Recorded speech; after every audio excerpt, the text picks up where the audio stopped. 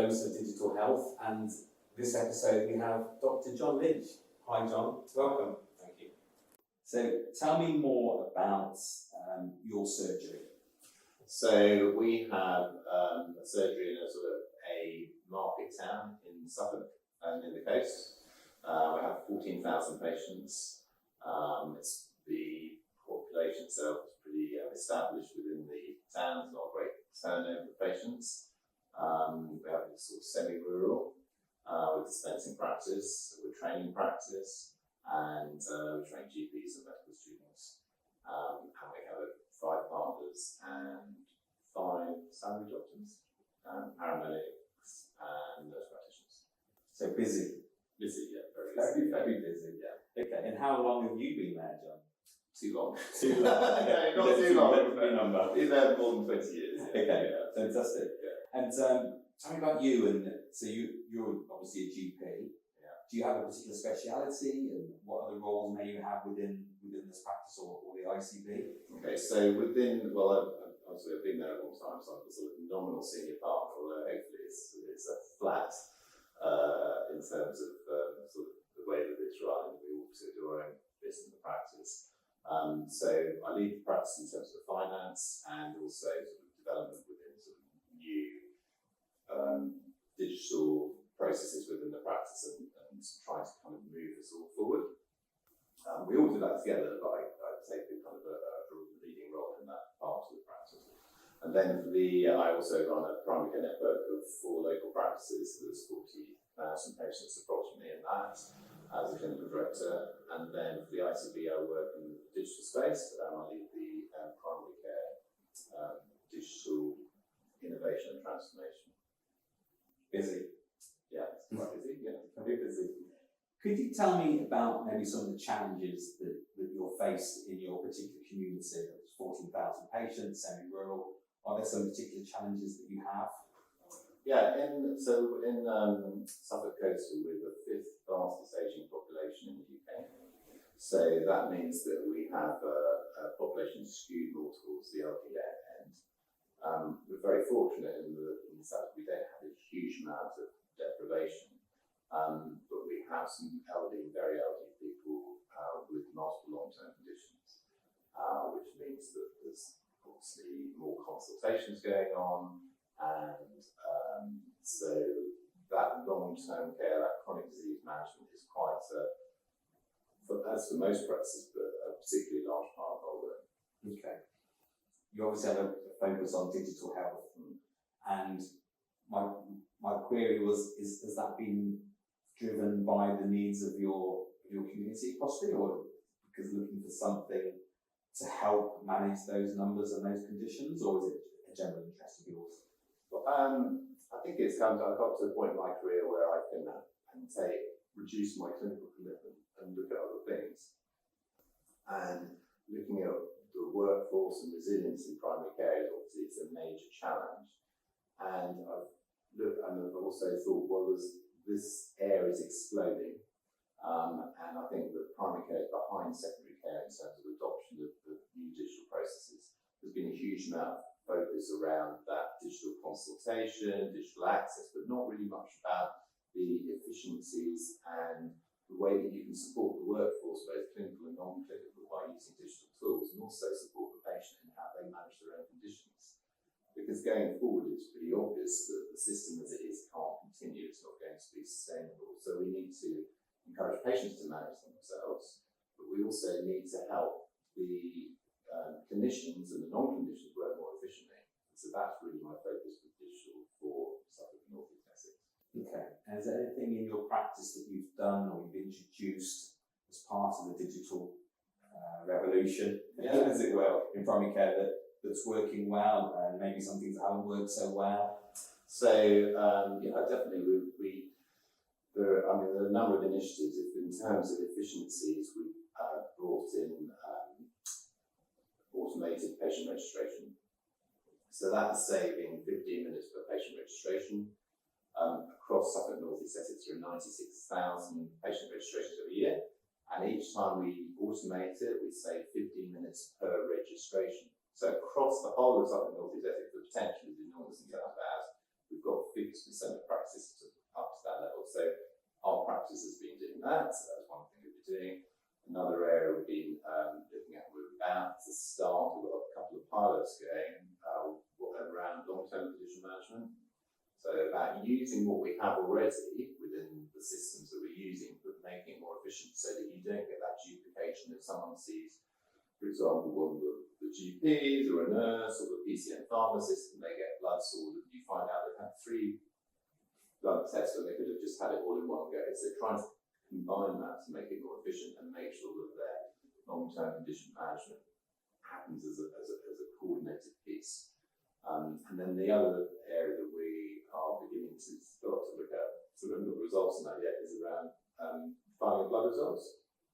So currently, one of the changes that's happened in primary care obviously is the fact that GP numbers have gone up. So there are a lot more allied staff working in the multidisciplinary team, but quite often the blood result filing and looking at and making decisions falls back to the GP. And then in those blood results, some of that can be automated as well. So there's the filing of the normal blood results, but then on top of that, you can file blood results which might be particular to certain conditions. For example, diabetes. You can look at the results, you can stratify them into good control, medium control, poor control, and then you can automate your responses to the patients for that. And that can be really helpful in management. So we're piloting that as well at the moment. So those are things that are hopefully going to get us to benefit, not quite over yet. And is that using existing systems, or is that new? So the long-term conditions is using existing systems, but better and smarter. The filing blood results is bringing in new systems on top of what we have already. Okay. Yeah. And that's a pilot at the moment. So yeah, we're running 2 pilots, 2 systems side by side to pilot. Yeah. Not just in our practice, across a number of practices. And how's that looking? Early days. One of the really important things is, and something I'm quite keen on in my ICB role, is around the safety part of this, because obviously you're making clinical decisions, and I think the danger for primary care is that if an individual practice goes out and commissions who works with a provider, but they're not totally aware of all the clinical safety aspects, the things that you need to go through, the regulations that are out there, the DCB regulations, the MHRA regulations, they can get themselves into quite a lot of hot water. Yeah. So through the digital transformation group, which I've set up with colleagues from Suffolk Federation, we're trying to do that a bit for practices. So that's why we're going to be piloting, that's why we are piloting, that's why we are doing all that safety bit first, so that mistakes aren't made. Yeah, okay, all right. And the difference with the primary care work and the work in secondary care from a digital health perspective, are you finding that there's almost a separation between the systems there? I know the systems that use are different. Is primary care slightly behind secondary care? You mentioned they are, but in what way? So within our local trust, they've got a pretty large automation group. So they're looking at processes within the hospital that they can automate. So, which I think, is great, really efficient. So we're doing that in primary care, but, we've got very few resources, just trying to do, as we can. We have been given some funding, but automation is quite expensive. But what we've done is we've also said, well, look, hang on a moment. If you're automating that in secondary care, have to think about us in primary care and how your outputs come to us. Because our inputs into them, for example, in referrals, are pretty organised and come in a very formulaic way, which helps them automate. So what we'd like is the discharge summaries, the results, to come to us in a way that we can automate. So we've been looking, for example, at breast screening results. The way they come, the way they're delivered to primary care at the current time is not automated. But working with the automation team in the trust, hopefully we'll get to a point where we get that in a way that we can just automate, saving our administration time, and then the administrators can go and do other work for the patients. What are the challenges then to that automation from, because I'm very interested, or we're very interested in discharge summaries and how we can automate that. We think we can, but the challenge is getting someone and the resource to say, well, they know it's a problem, but it's almost, well, it's your problem in primary care, not our problem. It's that we have come across that mentality before. How I'm not going to say easy, you know, how straightforward potentially is it to automate a discharge summary? So it depends on the discharge summary. So, for example, if it's something like a retinal screen or a cataract operation, something that's pretty straightforward, it's easy. I think with medical admissions and other things that, you know, complex things that are pretty difficult to automate.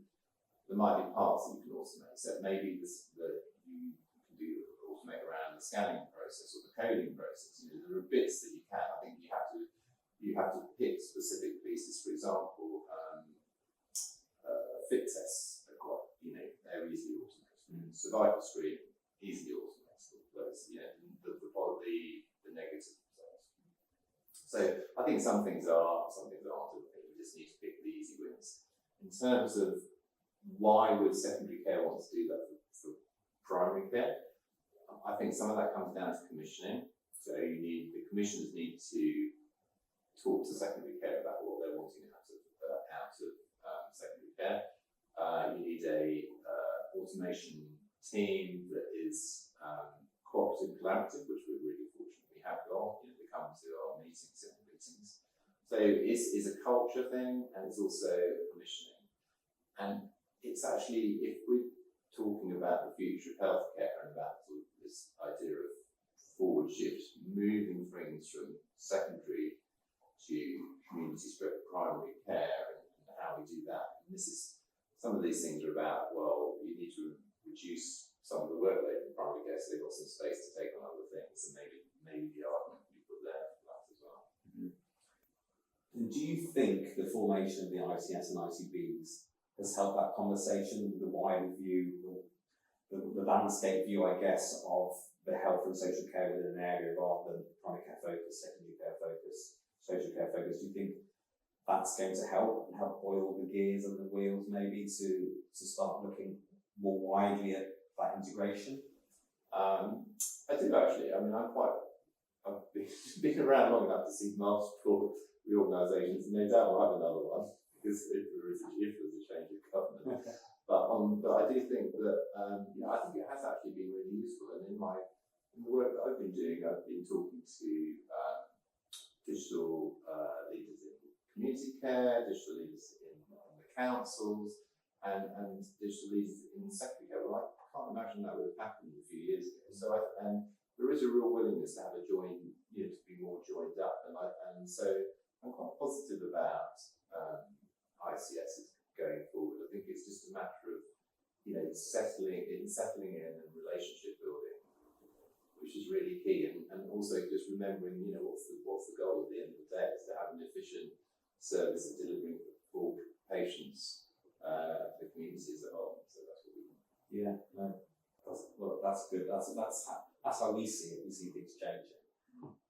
I guess the one area we don't see much or know much about ourselves is the social care elements, the digitisation of social care. My understanding, or our understanding, is that it's a little behind primary care and secondary care in terms of systems. Is that something you know much about or experience? I wouldn't say I know huge amounts about it. In my role as clinical director of PCN, we work quite closely with an integrated neighbourhood team, which is a combination of health and social care together. And what I've noticed is, I mean, I think so those relationships are quite early days. There's some definite good things that are going on, so that the information is put onto our clinical system by people working across those teams. So that's a kind of a positive development. What I have noticed is that there's really a training gap, in the sense of, for example, the other day we had a community team come into our practice delivering care for patients, and it just came up in the coffee room just in passing that they were still writing all the appointments down on a piece of paper. Yeah. And the patients were saying, well, why can't we have it to our phone? And the provider team didn't know how to do that. They said, well, you're using our system, aren't you? Yeah. I said, you do know it's got communications analytics, which doesn't cost anything to the system, and you can just send the patient a text with their appointment on. So I don't know why that's come about, but the more we talk, the more we learn from each other, the more efficient the system will get. So hopefully we'll be able to change that and make it more efficient. So I think the changes that are happening can only be positive in terms of efficiency and delivery of care. It's interesting you say that in terms of writing the appointments down, which I think is fine. Yeah. But if there's another system to deliver it to a smartphone or whatever, then that should be utilised as an addition, shouldn't it? But that's what the patients are asking for. Yeah, and actually they're ahead of us in terms of use of, in terms of where they use their smartphones, and the perception is that the elderly, we've got an elderly population, the perception is the elderly don't use that technology. That's actually nonsense. In fact, if we've looked at our data and around the NHS app usage, what you find is that because people have to order their medication, they find it really helpful to do it through their NHS app. And so actually they're quite high users compared to, say, the people in we're talking about the app now, the people in their sort of middle age where they don't really use it because they're not on medication. So why would they? It's interesting. I think 5 years ago, there was an argument that may have been the case. Yeah. But if I think now about my mum and my dad, they use their smartphones more than my teenage daughter. Yeah. And they're really good on it now, but they weren't 5 years ago, actually. They were bits, same with TV remote control, but now they're really good. Yeah. And they recognise the benefit of using it. And I think before, as well, particularly if they're in multi-generational households, for example, there's always someone to help them if they get a bit stuck. Yeah. So yes, that old argument doesn't carry anymore. No. They embrace it because they realise it saves them an awful lot of time as well. Yeah. And the ability and having to get around and relying on maybe someone else to take them to the pharmacy or to those are it. It also helps in your remote care. So if for example you've got an elderly relative, you can't do that, but you can do it for them. So that's You mentioned, we talked about the appointments from writing down and training, and I wonder, it's just a thought as you were talking, if there are enough innovations already or digital services already in the NHS, they're just not used to their full extent. Yeah, that's an interesting thought, because us as an organisation and others that we know of, they're commissioned by by an ICS or ICB, or even locally they're commissioned. It's getting people to use them and to understand, and there's still some fear amongst some clinicians and admin staff that I don't know it. So you offer training, video training, or direct one-to-one training. I just wonder if there is enough out there already to make things an awful lot better. It's just not utilised. I mean, it's definitely true. I mean, I know from my own experience that if you look at the front page of, say, System 1, which is our clinical system, I mean, how many buttons are there? Probably about 100 on the page. Yeah, more. And how much time did you have to learn that? Probably have someone for half an hour sit with you, and then you just kind of pick things up as you go along. And quite often what we do in our practice actually is we kind of have a show and tell. So if some people are really kind of on the new things, and so they will then sort of explain to everyone else, but you kind of almost needs to be kind of almost ingrained in that, in your training as an ongoing part, and maybe it should be part of one of these, must-do things, and you have to keep up to speed. But everyone's incredibly pressurised for time, and training tends to take a back seat when it comes to resources in terms of people's time. Yeah, it does. We understand that as an organisation as well, because we have a user interface that's going to be launched later this year, but we've got rid of most of the buttons because we recognise that. I mean, you've given a great example there. There are buttons everywhere, and actually, there's a typical workflow for most people that they want to follow. If you give them too many choices, they'll just be confused and they'll find a way they want to do it. They'll find, and it won't be the most efficient way of doing it. Yeah. So if you can drive them with a user interface that says, we'll just enter that, and that. Yeah.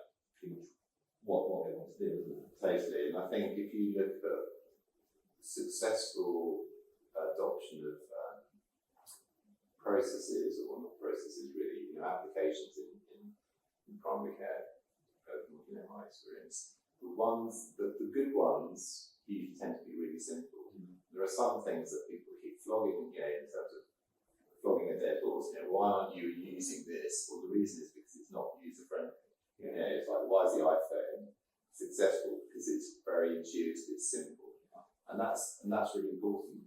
That there aren't too many barriers when you're using the process, so that you can just it's intuitive, it's simple. And I think all companies are guilty of that. Certainly commercial organisations, because you want users to use your latest gizmo or gadget or app or something, but often it's not useful to the end user. You haven't asked them, would this be useful? One person might say yes, in an isolated environment, but in a typical working day, actually that isn't useful at all. No, and it's that you've got 10 minutes and you just need it to be really quick and get in there and just kind of fill it out as quickly as possible. It's helpful. In terms of training, it's always difficult. We find it difficult. So we offer pre-recorded videos, a platform for training. We can do one-to-one on video. We don't go out and train surgeons anymore since COVID.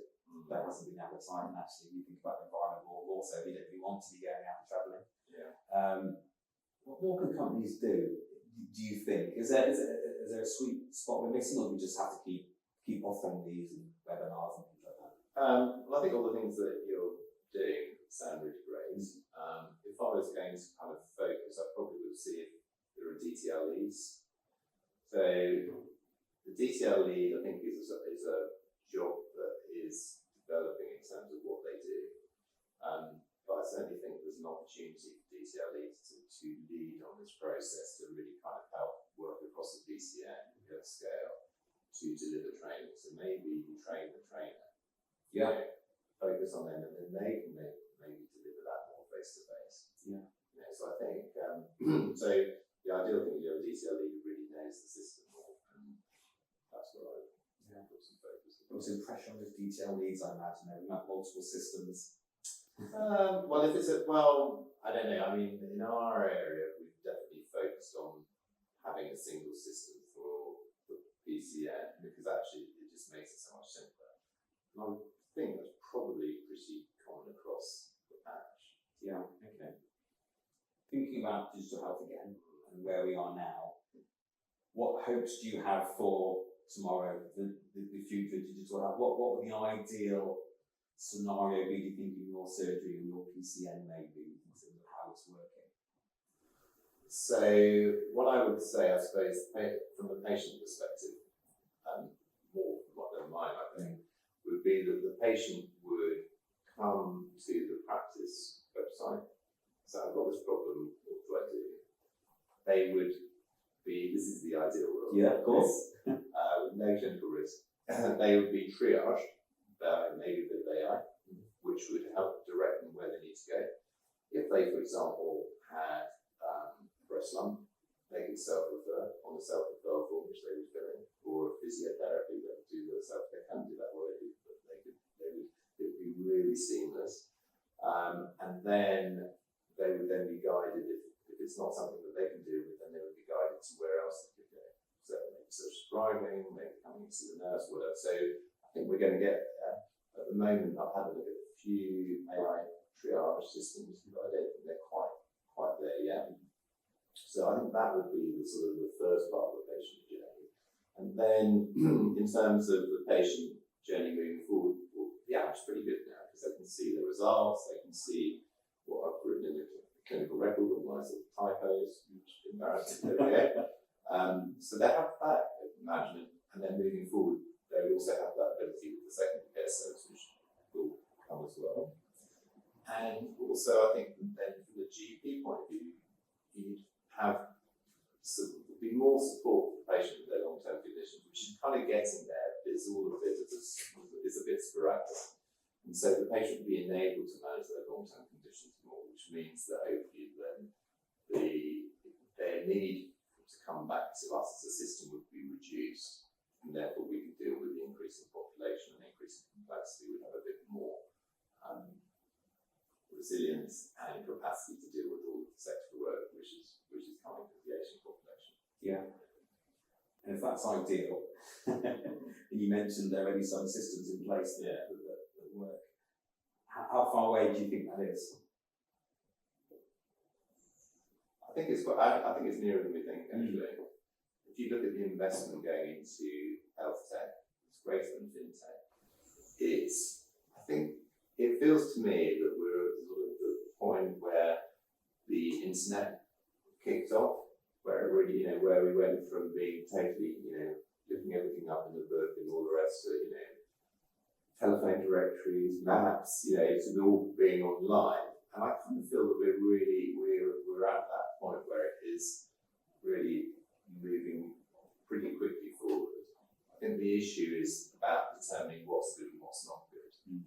And you do see things that are kind of solves the solution for maybe a problem. And you think actually this is something that's been created, but the problem doesn't need to be solved because we're doing other things which are simpler and easier. So I think that distinguishing the wood from the trees is really important at this point. But within maybe 5 years. Yeah, no, that seems reachable to me as well. There are just certain elements that are missing. I think the patient population really, like you said. I think what's missing is that obviously with some majorly complex system, that secondary and primary care needs to be joined up in how they support patients with say particular conditions, so that what you don't really want to happen is masses of chaos. So for example, if the patient's got a respiratory issue, that they're supported with a respiratory app that the secondary care recommend, but primary care use different apps, for example. So you need that. So it needs really thinking about how do you do something that joins that way, and maybe what you need to do is look at particular clinical pathways to get that joined up feeling. And the complexity of the system makes it difficult. But also it's a culture change. I think that within an ICS you need to be thinking, well, how can I do this in a digital way that might be cost efficient and better for the patient and better for the provider, so that and I don't think we've quite got that culture there yet. I think we're moving that way, but not quite the way. Yeah, as you say, not too far away. Okay. Well, John, I think that's a great place to finish, and it's been really lovely chatting to you. And thank you for chatting to you too. Thank you.